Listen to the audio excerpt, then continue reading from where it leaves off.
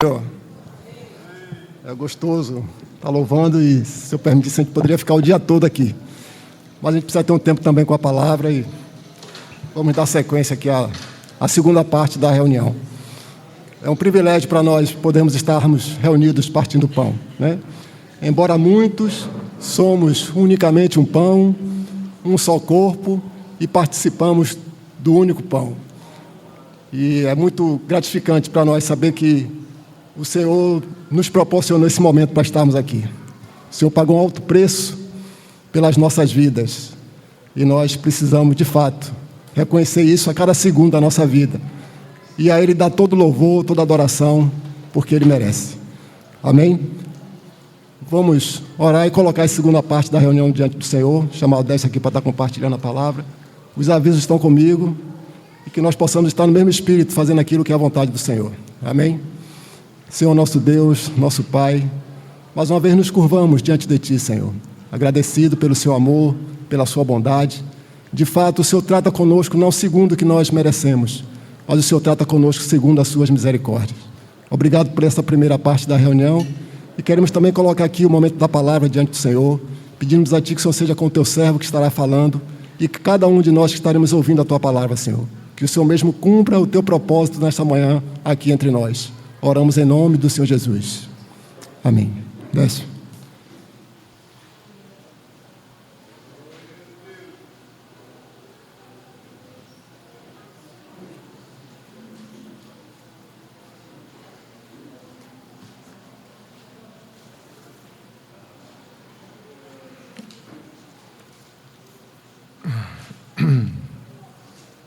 Graça e paz, irmãos.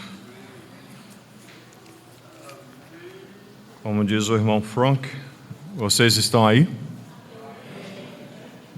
Estamos juntos, então. Amém.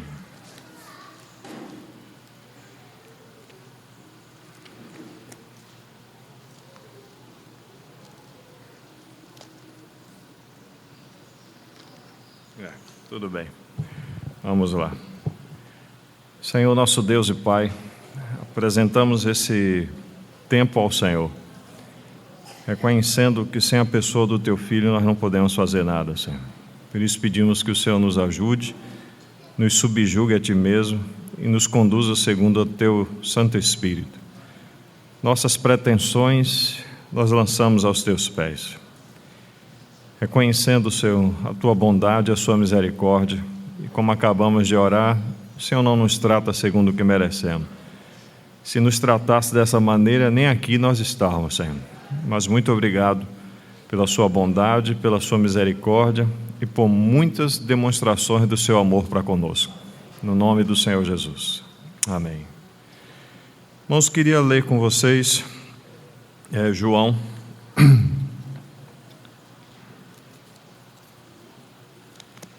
João capítulo 11.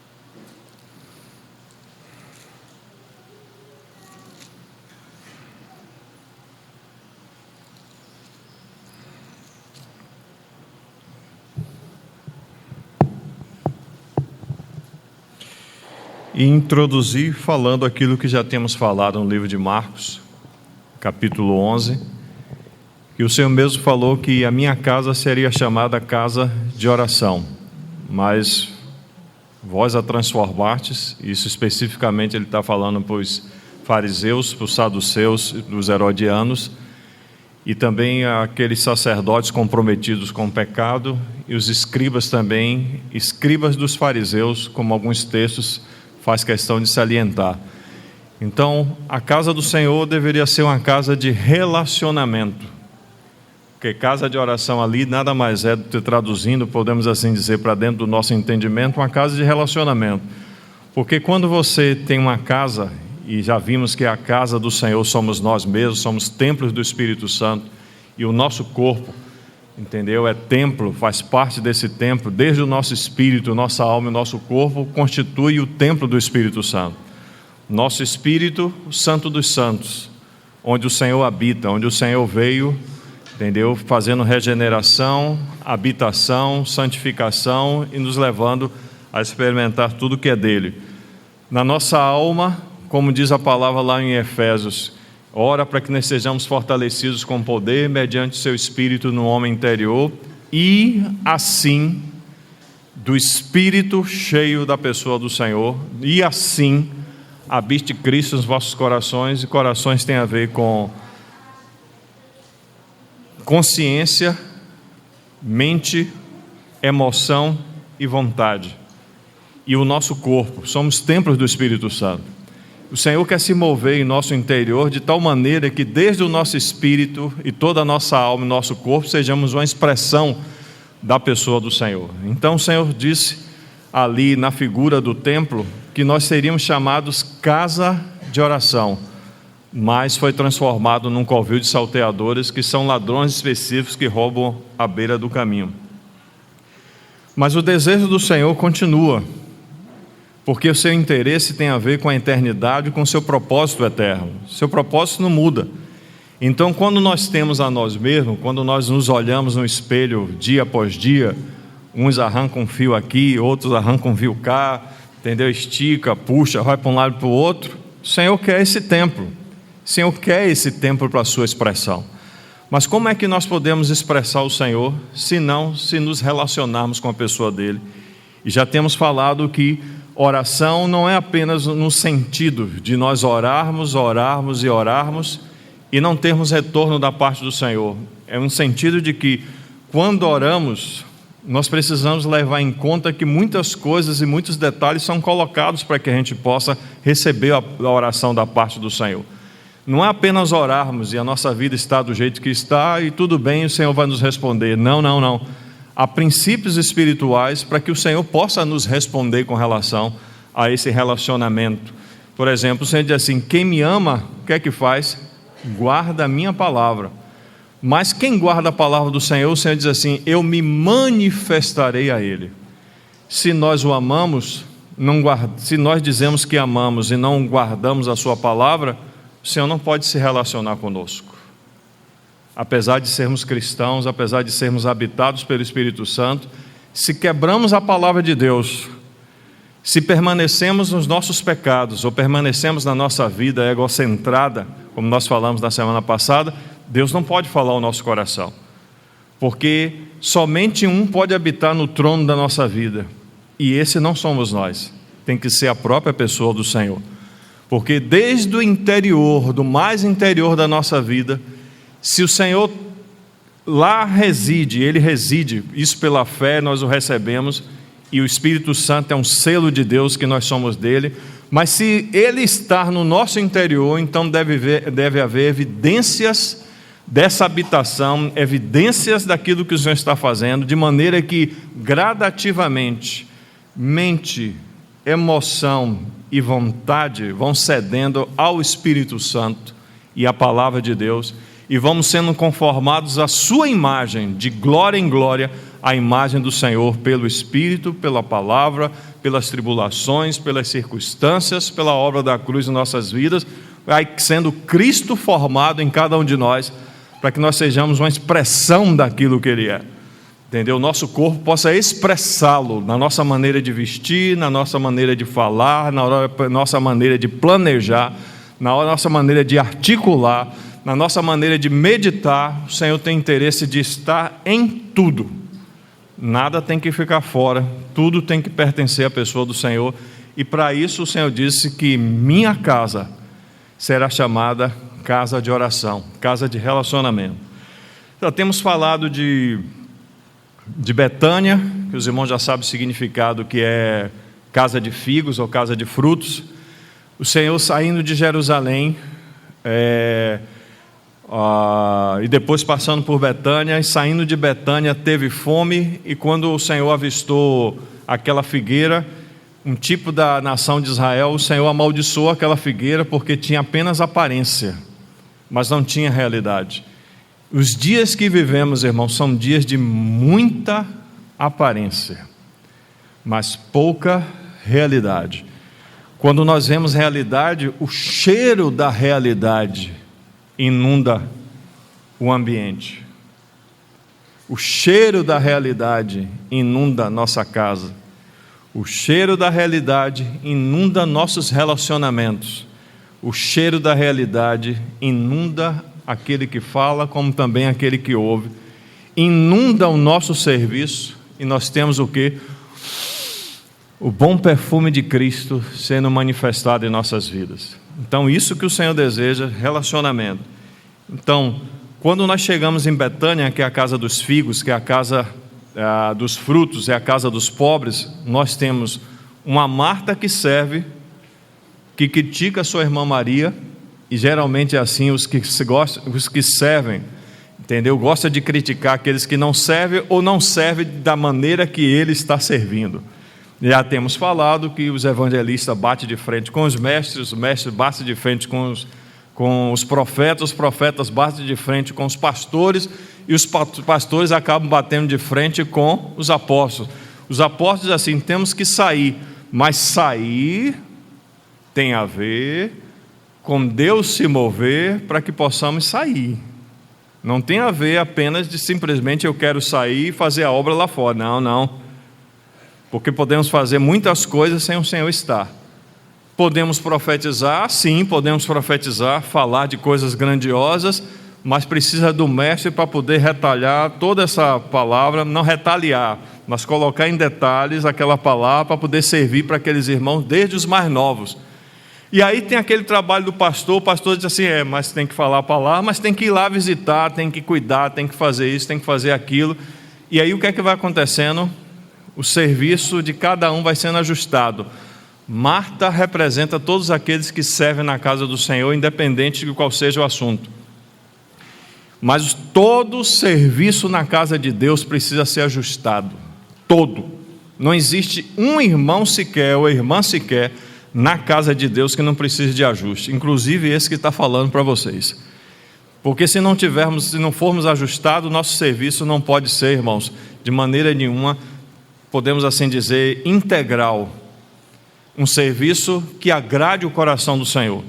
Porque quando nós chegamos lá no livro de Lucas, você vê claramente lá Marta servindo, Maria critica, o Senhor diz para Marta que Maria escolheu a melhor parte, e o Senhor mesmo censura o serviço de Marta. Te inquietas, te agitas, te preocupas com muitas coisas, mas o Senhor diz, uma coisa só é necessária, e a partir dessa coisa que é necessária, tudo é colocado na sua devida ordem, na casa de Deus. E aí o Senhor diz para Marta que Maria escolheu a melhor parte. Mas quando nós chegamos em João capítulo 12, onde está acontecendo o banquete, o Senhor simplesmente, pelo Espírito, o Espírito Santo aqui através de João, está dizendo, deram-lhe ali uma ceia, Marta servia, não tinha nenhum tipo de censura. E já falamos também sobre Lázaro. Lázaro é aquele que experimentou da parte do Senhor, depois de 4 dias, ressurreição. Ele voltou à vida. E nós temos também falado de Simão leproso, que Deus com certeza não deixou Simão leproso, mas curou o leproso. Então nós temos esses 4 personagens, que quando nós juntamos nós podemos dizer, eles expressam, eles representam, eles são uma ilustração, eles são uma antecipação do que deveria ser a vida da igreja. Por que eu falo antecipação? Porque o Senhor não havia morrido, nem ressuscitado, nem ascendido, nem glorificado, nem o Espírito Santo tinha vindo ainda. O Senhor está falando antes dessas coisas acontecer. Mas o Senhor, você vai perceber que o Senhor levou os discípulos o tempo todo entrando e saindo de Betânia, para que eles pudessem observar o que estava acontecendo naquele ambiente. E aí, a partir daí, vamos falar um pouquinho mais daquilo que temos falado. Agora podemos voltar para João capítulo 11, versículo 5. Ora, isso é relacionamento, é a ênfase desse momento, nessa sessão, para os irmãos que estão aqui, porque a ênfase na reunião passada foi outra, e o Senhor falou para mim que eu tinha que parar. Então parei, graças a Deus. Mas aqui quero chamar a atenção desse assunto. Ora, amava Jesus a Marta e a sua irmã. Quem é a sua irmã? E versículo 11 diz assim: dizia isto e depois lhe acrescentou: nosso amigo Lázaro. E no versículo 33, nós sabemos que Lázaro aqui experimentou a morte. Marta vai dizer para o Senhor no versículo 21, se estivesses aqui não teria morrido meu irmão, mas também sei que mesmo agora tudo quanto pedires a Deus, Deus tu concederá. Declarou-lhe Jesus, teu irmão há de ressurgir. Eu sei, replicou Marta, teologia correta da irmã Marta, que ele há de ressurgir na ressurreição do último dia. Ponto. Jesus não censura a teologia que ela está apresentando. Versículo 25, mas como Betânia é uma antecipação, o Senhor não tinha falado disso até então, até esse exato momento, mas o Senhor antecipou aqui, dizendo o seguinte: disse-lhe Jesus, eu sou a ressurreição e a vida. Quem crê em mim, ainda que morra, viverá. E todo que vive e crê em mim não morrerá eternamente. Creis isto? Eu creio. Você crê? Então nós cremos juntos. Amém? Verso 27. Sim, Senhor, respondeu ela, eu tenho crido que tu és o Cristo, o Filho do Deus vivo, o Filho de Deus, que deveria vir ao mundo. A mesma revelação que Pedro teve, também Marta também tem. Olha, irmãos têm revelação, irmãs também têm revelação, porque Betânia, porque essa aldeia, esse lugar, é o lugar onde todos podem ter revelação. Não é um lugar que somente os irmãos têm revelação, é um lugar onde todos podem ter revelação da parte do Senhor. Amém? E tendo dito isto, retirou-se e chamou Maria, sua irmã, e lhe disse em particular, o mestre chegou e te chama. Ela, ouvindo isso, levantou-se depressa e foi ter com ele, pois Jesus ainda não tinha entrado na aldeia, mas permanecia onde Marta se avistara com ele. Então os judeus que estavam com Maria em casa e a consolavam. Então Maria estava chorando e chorando muito, de maneira que a aldeia se reuniu, os amigos, os parentes, para poder consolar Maria. Marta também estava no mesmo estado. Vendo-a levantar-se depressa e sair, seguiram-la, supondo que ela ia ao túmulo para chorar. Quando Maria chegou ao lugar onde estava Jesus, ao vê-la, lançou-se-lhe aos pés, como era comum ela fazer. Você se lembra que quando nós lemos Lucas, Maria estava o quê? Aos pés do Senhor, ouvindo os seus ensinamentos. Então, quando Maria correu para se encontrar com o Senhor, se lançou aos pés. Lançou-lhe aos pés, dizendo, Senhor, se estiveras aqui, meu irmão não teria morrido. Jesus, vendo-a chorar, e bem assim os judeus que a acompanharam, então Marta chorava, Maria chorava, os judeus que a acompanhavam também estavam chorando, e diz aqui, agitou-se no espírito, não agitou-se na sua alma, mas agitou-se no espírito. O espírito do Senhor se agitou dentro dele e fez o seguinte, agitou-se no espírito e comoveu-se, apertou o coração do Senhor, de comoção pelaquela situação. E continuando, e perguntou, onde o sepultastes? Eles responderam, Senhor, vem ver. Então acontece aqui que Jesus chorou. Sua emoção estava no lugar certo, porque o seu espírito estava no lugar certo. São coisas que precisam ser ditas. Então disseram os judeus, vede quanto o amava. Então, Jesus está dizendo que ele amava quem? Marta, Maria e Lázaro. Agora os judeus estão dizendo, vede quanto o amava. Então você percebe relacionamento? Um relacionamento de amor de Marta, Maria e Lázaro, de maneira que os judeus naquela situação estavam vendo que o relacionamento deles, um relacionamento de amor. Jesus chorou, irmão. Jesus não tinha chorado até então, Jesus chorou. E chorou por quê? Porque ele tinha envolvimento do seu coração com aqueles que estavam ali. Ele tinha relacionamento com aquelas pessoas. Se relacionava de tal maneira que Marta o servia, de tal maneira que Maria estava aos seus pés, e de tal maneira que mesmo Lázaro estava nessa condição, foi o Senhor até lá para poder levantar Lázaro dentre os mortos. Mas agitou-se no espírito. Ele estava unido à pessoa do Senhor, e já tinha falado isso com os irmãos. O Senhor não julga, irmão, segundo a vista dos seus olhos, nem segundo o ouvido dos seus ouvidos, mas unido à presença do seu Pai, unido ao Pai, ele julga todas as coisas. E ele vai dizer um pouco mais para frente que ele gritou naquele exato momento, mandando Lázaro sair para fora. Não era por causa dele, nem por causa do Pai, mas era por causa daqueles que estavam ali, que precisavam dar uma sacudida para sair da situação de morte que estava e levantar também com Lázaro, porque diz as Escrituras, logo depois que Lázaro ressuscitou dentre os mortos, que muitos dos judeus que estavam ali creram também na pessoa do Senhor. Mas ao mesmo tempo que opera a vida, opera a resistência do diabo também no coração das pessoas. E a partir daquele momento eles começaram a ver de que maneira poderiam matar o Senhor. Então, se passaram 6 dias, estão aqui há 2 dias, e voltando aqui para o versículo 33, Jesus vendo-a chorar, e bem assim os judeus que a acompanhavam, agitou-se no espírito e comoveu-se, e perguntou: onde o sepultastes? Estes lhes responderam: Senhor, vem ver. Jesus chorou.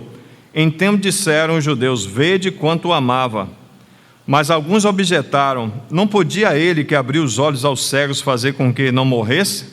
Jesus, agitando-se novamente, em algumas traduções tem agitando-se no espírito novamente, mas na nossa Ferreira de Almeida atualizada diz apenas que ele se agitou, mas agitou-se novamente no espírito.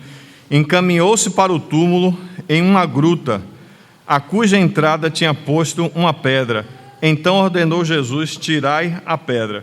Irmãos, eu não sei se você tem essa impressão, mas algumas vezes quando eu estou lendo as Escrituras, coisa não posso dizer que seja coisa da minha cabeça, mas cada um de nós tem uma particular, podemos assim dizer, impressão da parte do Senhor. Não é entendimento, não é compreensão. Todos nós precisamos entender a mesma coisa, precisamos compreender a mesma coisa, de maneira que sejamos unidos de alma e unidos de entendimento, como disse Paulo.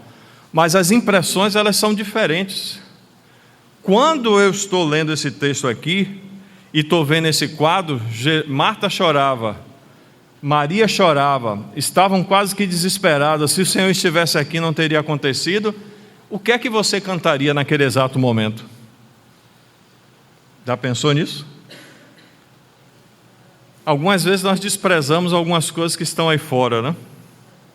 E dizemos assim: isso não está na restauração do Senhor.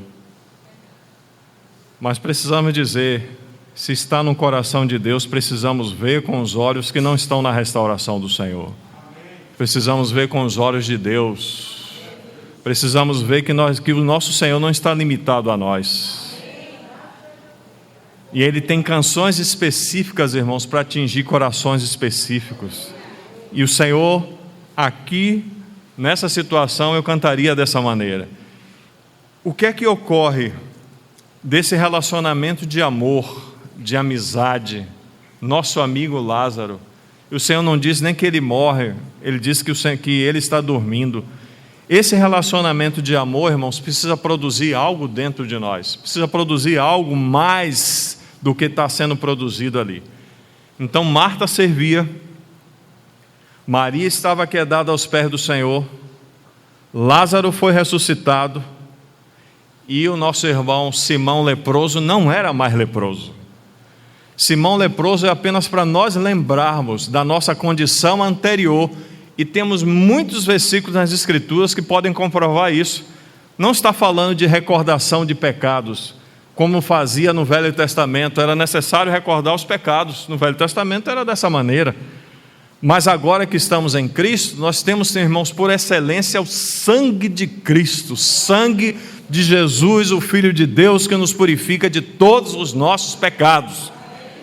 O Senhor de fato não lembra dos nossos pecados, mas nós precisamos lembrar de quem nós éramos. Só para citar para os irmãos, se a gente pegar alguns textos das Escrituras, ou pegar um específico, no livro de Pedro,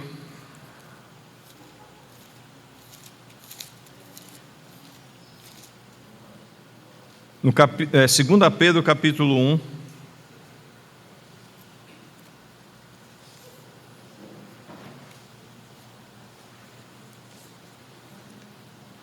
vamos lá, vamos depender do Senhor. 2 Pedro capítulo 1, ele vai falar de várias coisas com relação, a partir do versículo 5, diligência, fé, virtude, conhecimento ou coragem. Virtude associado com assunto de coragem, sinônimo de coragem. Domínio próprio, perseverança, piedade, fraternidade, amor. Verso 8 diz: porque estas coisas existindo em vós e em vós aumentando, fazem com que não sejais nem inativos, nem frutuosos no pleno conhecimento de nosso Senhor Jesus Cristo. Então Pedro está dizendo aqui que essas coisas existindo em nós, em vós, e precisa aumentar, fazem com que não sejais nem inativos, parados, nem frutuosos no pleno conhecimento de nosso Senhor Jesus Cristo. E aqui ainda tem algo bem interessante, não é no conhecimento intelectual das Escrituras, mas é no conhecimento de nosso Senhor Jesus Cristo. Especificamente, conhecimento é para conhecer a pessoa do Senhor, não é para encher a nossa cabeça de conhecimento teológico, conhecimento intelectual, conhecimento da lei, conhecimento disso e daquilo, de maneira que podemos nos tornar como os fariseus e saduceus, ter a palavra na ponta da língua, mas não tê-la no nosso coração.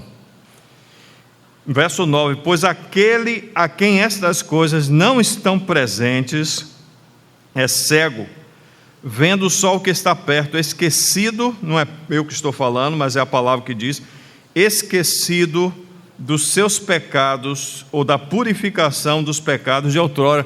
Nós não podemos esquecer de onde o Senhor nos tirou e aonde o Senhor nos colocou, entendeu? Estamos, irmãos, no novo homem. Mas inúmeras vezes Paulo fala lá: quando éreis incircuncisos na vossa carne, fazia isso, mas agora precisamos nos revestir do novo. Mas essa Simão leproso é para nos deixar, irmão, de forma humilde diante do Senhor, para lembrarmos que nós não somos melhores do que o irmão que está do nosso lado. Perdoe Ana, perdoe Arlete. Arlete não é melhor do que Ana, nem Ana é melhor do que Arlete. Elas são feitas do mesmo material, mas louvado seja o Senhor, a graça, a vida e o Espírito estão na vida da nossa irmã, entendeu? Testificamos, são filhas de Deus, mas elas não podem esquecer de onde foram tiradas.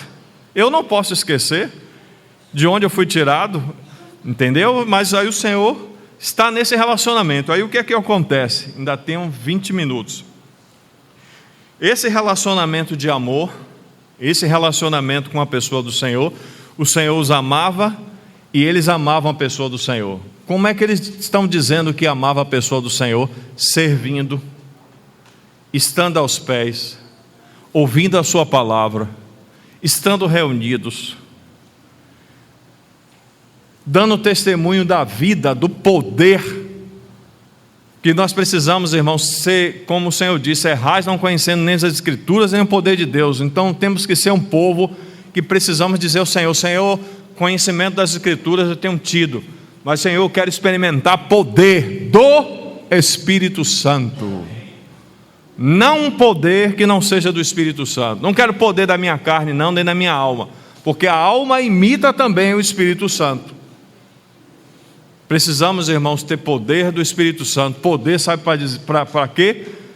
Quando o Senhor está finalizando o Evangelho de Marcos, podemos assim usar essa expressão, o Senhor fala lá para eles: estes sinais seguirão os que creem, em meu nome expelirão demônios. Precisa ter poder para isso, irmão. Em meu nome porão as mãos sobre os enfermos e eles serão curados. Em meu nome beberão coisa mortífera e não fazer dano. Em meu nome farão isso e aquilo mais. Precisa de poder. Não precisa somente de escritura, não. Tem coisas que são resolvidas pela palavra, palavra de conhecimento, palavra de sabedoria. Mas tem outras coisas que precisam de poder espiritual, discernimento de espíritos. Não é somente, irmão, conhecimento intelectual das escrituras. Falar em língua, você pode conhecer Gênesis do capítulo 1 até Apocalipse capítulo 22 e nunca você vai falar em língua na sua vida. Mas o Senhor pode visitar você quando Ele quer e como quer e na hora que quer e fazer o que Ele quer. E esculhambar a teologia de alguns. Porque quando na casa de Cornélio, estava lá, né, pregando o Evangelho Pedro, o Senhor esculhambou a teologia de Pedro, e precisava esculhambar mesmo. Mata e come. É imundo. Mata e come, Pedro. É imundo. Pedro, mata e come. Na minha boca, Senhor, nunca entrou coisa imunda. Mas o Senhor diz assim: a partir de hoje vai entrar. Você vai lá para a casa dos imundos pregar o Evangelho lá. E antes de você abrir sua boca para chamar eles para o apelo, caiu sobre eles o quê? E ficaram cheios de quem? Precisou da teologia? Não precisou, porque o Senhor da teologia é Deus, não é o homem. Então Deus precisa mexer muitas vezes, irmãos, em coisas que nós dizemos que são marcos antigos, que são marcos que não foram colocados pelo Senhor em nossa vida. Marcos que foram colocados pelo homem, pelo dedo do homem. E muitas vezes nós somos limitados. O Espírito Santo, irmãos, ele não é uma força ativa, ele é uma pessoa. O Espírito Santo é uma pessoa que se move, irmãos, no ambiente, se move no nosso interior. Mas ele se restringe, ele se limita ao que entendemos. E muitas vezes ele tem que pegar, sabe como é que pega um peixe? Você precisa usar a ficha específica, né? O Senhor faz com que isso possa acontecer. Muitos servos do Senhor, irmãos, experimentaram poder espiritual quando não criam em poder espiritual. Deverne Frank, Eliseu Apabrasa, irmãos que conhecemos, Deverne Frank, Eliseu Apabrasa, irmão Ernie Heine. Irmão Ernie Heine era batistão, perdoe se tem algum batista aqui, me perdoe, mas batistão, entendeu? Ali o tempo todo, só palavra, só palavra, só palavra, não cria em poder espiritual. Tinha um irmão orando assim, próximo do púlpito, e ele estava procurando algumas pessoas. Chegou apenas, olha que teologia maravilhosa de Deus, não do homem. Chegou apenas perto do irmão e encostou a mão. Quando encostou a mão, começou a falar em línguas. Qual é a teologia que você pode aplicar isso aí? Compreende, irmãos? Escritura e poder de Deus. Poder de Deus e escritura. Os dois têm que se combinar. Mas algumas vezes, por não termos uma compreensão clara das escrituras, nós dizemos, isso não está nas escrituras, mas muitos detalhes estão nas escrituras que nós não conseguimos ver pelos nossos olhos naturais, se o Espírito Santo não abrir os nossos olhos para vermos o que precisamos ver da parte do Senhor. E aí o que é que acontece? Eles estão aqui, esses 4 personagens, mas acontece algo extraordinário. Verso 12, o capítulo 12 de João, verso 1. 6 dias antes da Páscoa foi Jesus para Betânia, onde estava Lázaro, a quem ele ressuscitou dentre os mortos. Deram-lhe, pois, ali uma ceia. Marta servia, sendo Lázaro um dos que estavam com ele à mesa. Marta apenas servia. Esse é o testemunho do Espírito Santo. Então Maria, tomando uma libra de bálsamo de nardo puro, muito precioso, ungiu os pés de Jesus e os enxugou com seus cabelos, e encheu-se toda a casa com o perfume do bálsamo. Vamos ler Marcos, capítulo 14, que tem complementação disso que está sendo falado aqui por João. Marcos 14,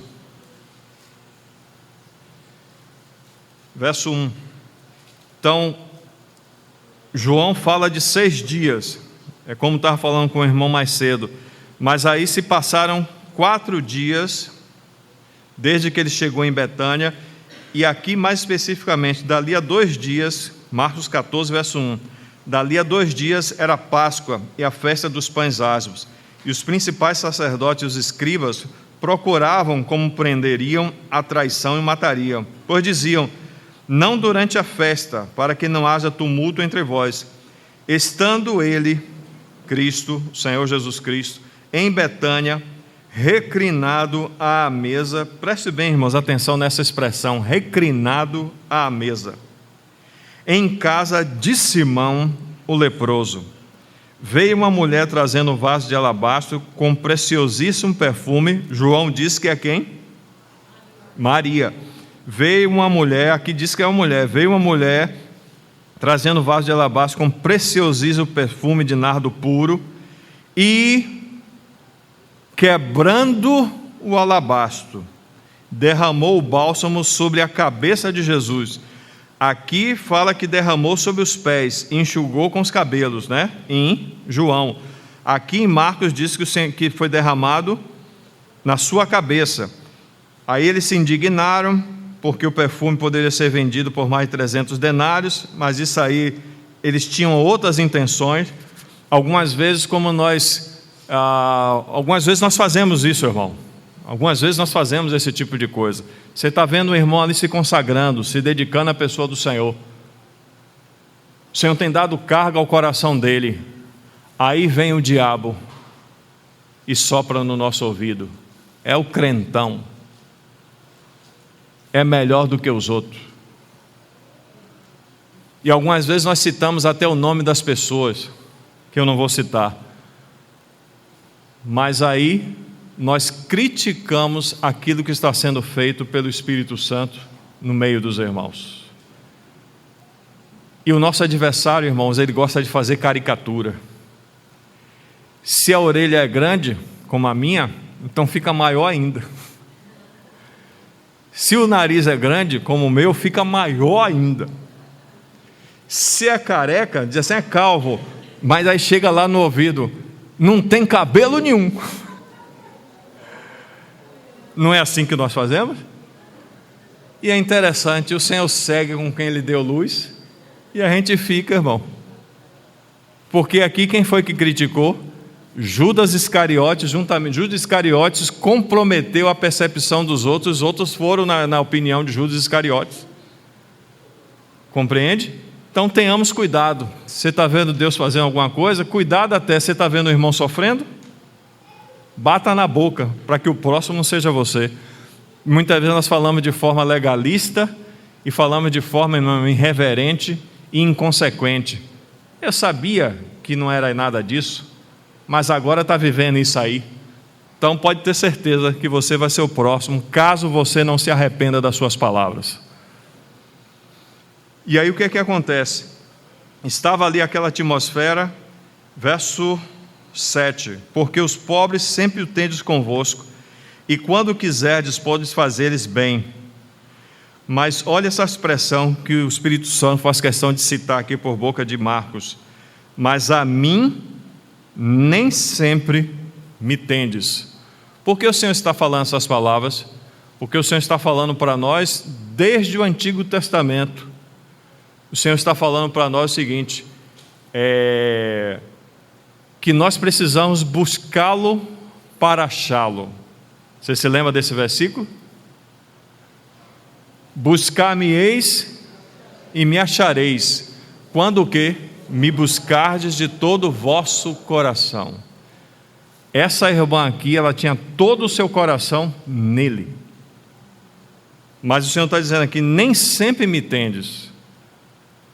Porque muitas vezes, por conta da condição do nosso coração ou de coisas que nós fazemos, o Senhor fica em silêncio por muitos anos da nossa vida.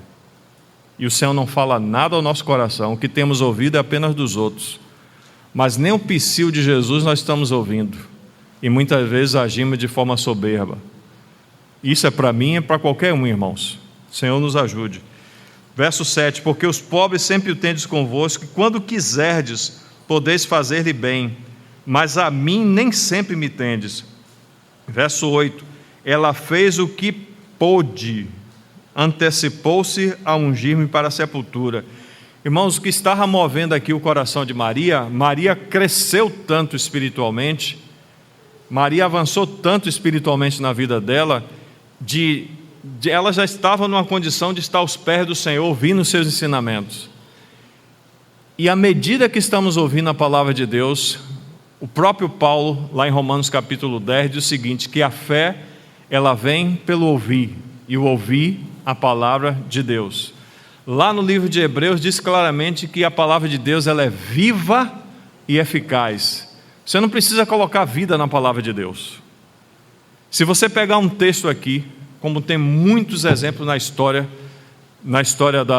da igreja sobre a face da terra, a gente vai perceber que muitas pessoas se converteram com versículos que nunca sairiam da nossa boca para pregar o evangelho para ninguém.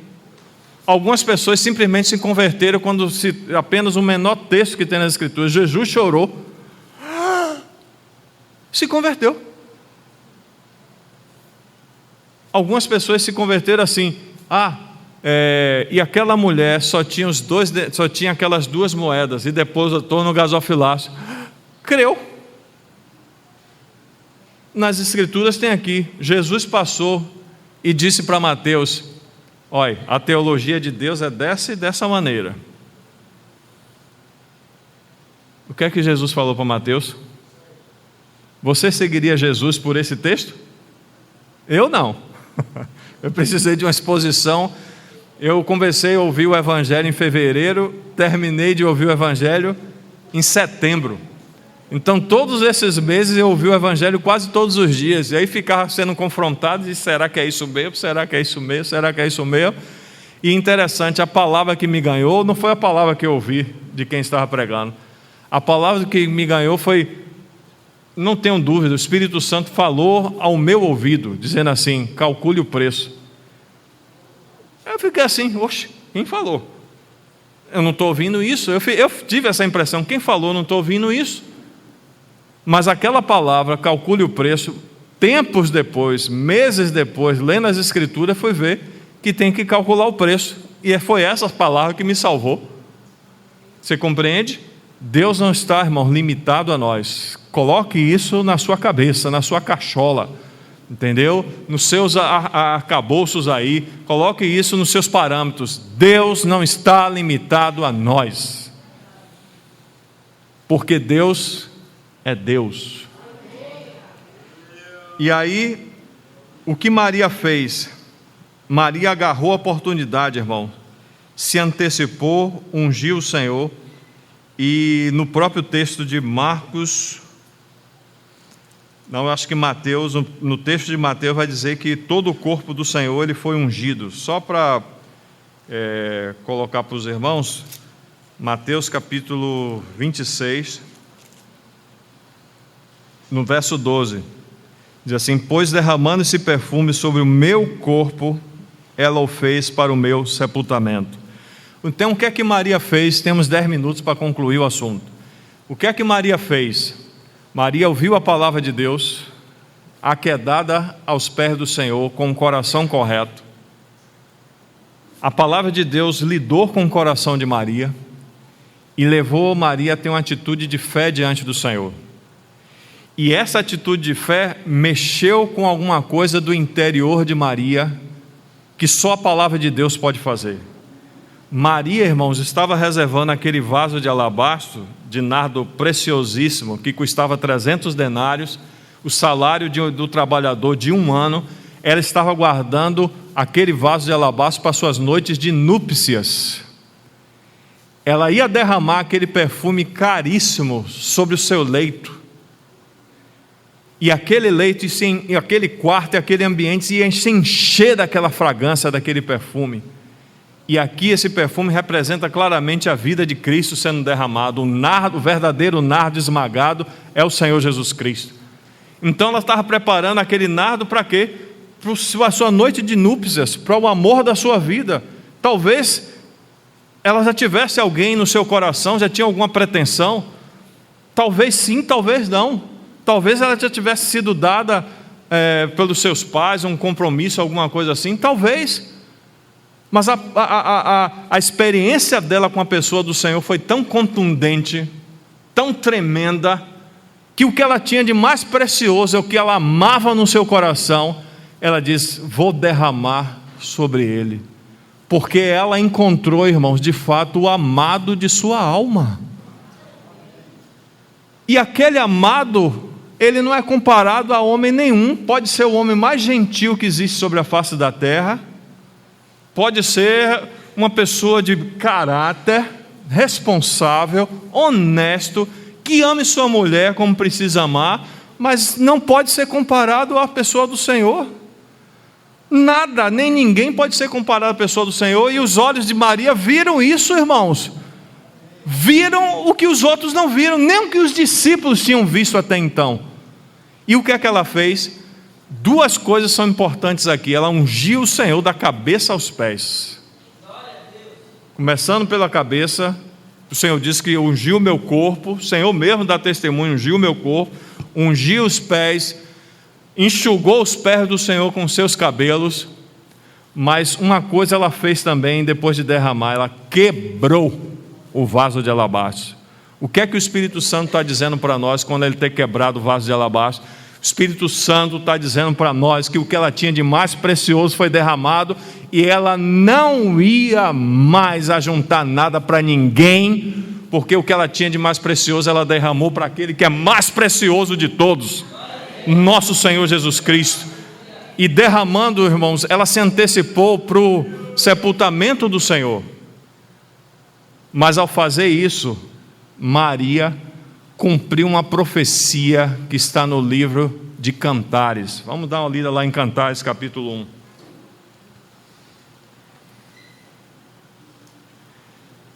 Salmos, Provérbios, Eclesiastes, e a gente chega nesse livro maravilhoso, cheio de riqueza, irmão, cheio de riqueza mesmo.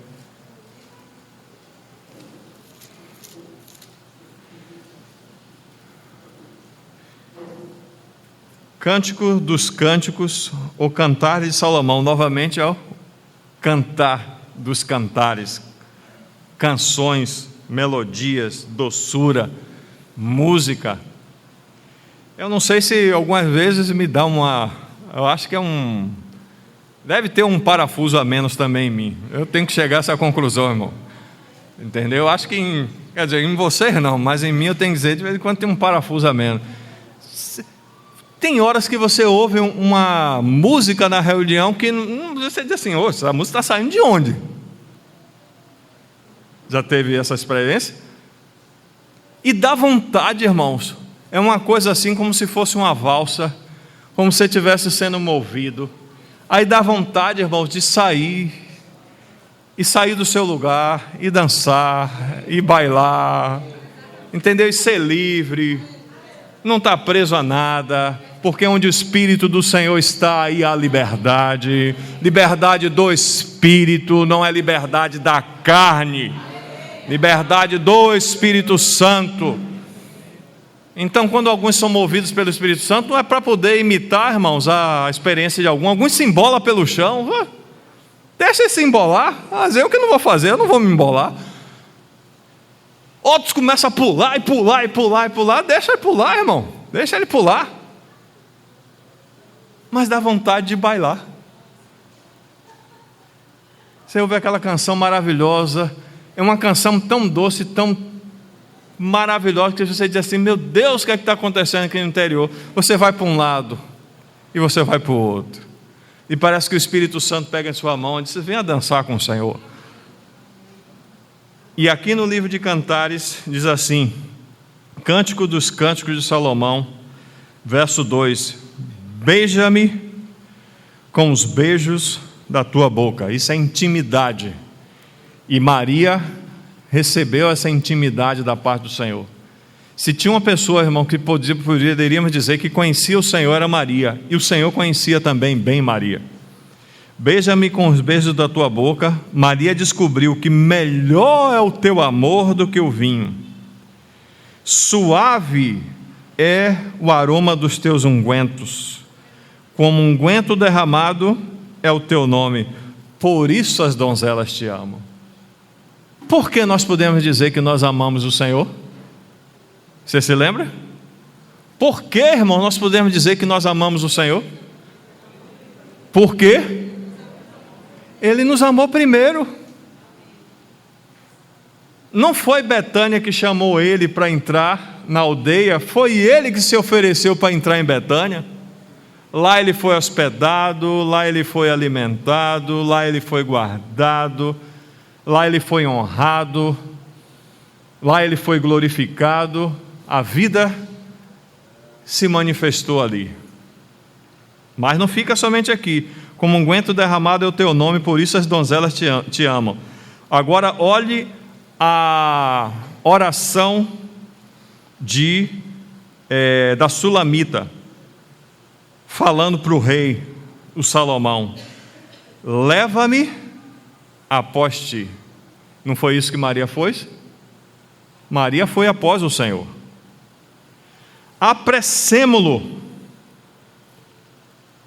Mas aqui, o rei me introduziu nas suas recâmaras. O rei tem o seu palácio, o rei tem o lugar da sua audiência, o rei tem o seu leito, mas o rei também tem os lugares secretos, que só o rei entra. Mas a Sulamita está dizendo aqui: leva-me a essas recâmaras de intimidade com o Senhor, que só são conhecidas pelo próprio Senhor. E não são conhecidas, irmão, pelo intelecto somente, pelo conhecimento. Precisa se dispor e pedir ao Senhor que o Senhor possa introduzir nessas recâmaras. E aqui ainda diz o seguinte, versículo 12, para pularmos: o rei está sentado à mesa. Onde estava Jesus? Assentado à mesa. E o que é que acontece? O meu nardo exala o seu perfume. Você percebe o que se cumpriu ali naqueles dias? E ainda para finalizar, eu tenho que dar testemunho de Maria. Onde for pregado esse evangelho, tem que dar testemunho de Maria. Sabe por quê? Porque Maria fez o que o serviço não fez. Maria fez o que Simão leproso não fez. Maria fez o que o poder não fez, manifestado na vida de Lázaro. Mas Maria encontrou, irmãos, um lugar no coração do Senhor, que são para poucos. E o Senhor diz: a minha intimidade é para aqueles que me amam. Então aquela mulher amava o Senhor. Mas quando nós pegamos tudo isso, aí você olha assim, esses aspectos. Se você pegar cada um desses personagens, nós precisamos ver, irmão, quando nós estamos reunidos: Martas, Marias, Lázaros, Simão leprosos, e precisamos ver esse testemunho em cada um de nós, porque ao vermos esse testemunho em cada um de nós, estamos avançando, entendeu? Hoje nós estamos aos pés do Senhor, amanhã nós quebramos o vaso de alabastro e derramamos o bom perfume sobre ele. E aí, irmãos, o que é que está acontecendo? O que está acontecendo é que Maria e aqueles irmãos sempre estão se antecipando. Quando nós lemos Lucas capítulo 17, nós temos lá a figura do servo inútil. Porque o servo inútil faz apenas o que o seu senhor manda ele fazer, não é isso? Cuida do gado, ele cuida. Cuida da lavoura, ele cuida. Vem para casa, ele vem. Senta aqui comigo, ele senta. Vai ter relacionamento com o Senhor naquele momento? Vai. Mas, irmão, quem pediu para Maria quebrar vaso de alabastro? Quem foi que pediu? aqueles que têm maior intimidade com o Senhor, essa palavra, irmãos, vai acontecer. Eles se antecipam, porque eles conhecem a mente e o coração do seu Senhor. Antes do seu Senhor falar, eles estão atentos. Como os olhos dos servos atentam para as mãos do seu Senhor, assim nossos olhos atentam para a mão do Senhor nosso Deus, até que Ele se compadeça de nós, até que Ele tenha misericórdia de nós. E o que precisamos fazer? O Senhor está na sua mesa, e nós somos os seus servos. Temos que estar olhando para quê? Para a comida? Para o conforto? Não, precisamos olhar para o Senhor. Aí, quando o Senhor diz assim, aí você o quê? Sai correndo em direção ao Senhor. Essa é Maria. Então, irmão, o Senhor nos ajude. O vaso de alabastro está cheio aqui na reunião. Está ou não está? Está cheio de vaso de alabastro, irmão. Cheio. A gente está juntando muita coisa. Entendeu? Mas se antecipe. Como cantou o irmão Dino. Só, meu Deus do céu. Deus é bom. Ao ver essas coisas, uma canção precisa, irmão, brotar também no nosso coração. E percebermos isso que esse servo do Senhor, esse eu posso chamar de servo, e outros também. E outros irmãos e irmãs também chamam de servo. Mas alguns de nós tem mais a característica de filho, porque filho ele pode ser obediente ou desobediente. Mas servo sempre é obediente. E nessa canção, para finalizar, diz assim: onde encontrarás amor igual? Quem tal preço pagou por tua vida?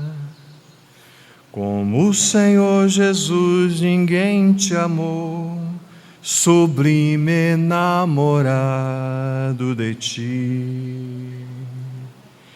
Quem como Jesus, santo e sincero, verdadeiro, puro e abnegado, resplendor de glória inigualado, sublime enamorado de ti. A quem compararás a Ele com justiça? E ainda que tu somes todas as delícias, não encontrarás como Ele, como Jesus. Damos graças a Ti pelo privilégio do Senhor ter nos amado, Senhor. Temos que reconhecer, pelo menos eu, que ainda não Te amo como preciso Te amar, Senhor. Senhor, tenha misericórdia de nossas vidas e continue nos atraindo a Ti, e por Sua misericórdia e bondade, que o Senhor possa nos introduzir nessas recâmaras, Senhor. Que o Senhor nos ajude, o Senhor tenha misericórdia de cada um de nós. No nome do Senhor Jesus Cristo, Te agradecemos. E no meio, Senhor, das palavras aqui, com certeza, Senhor, tem palha.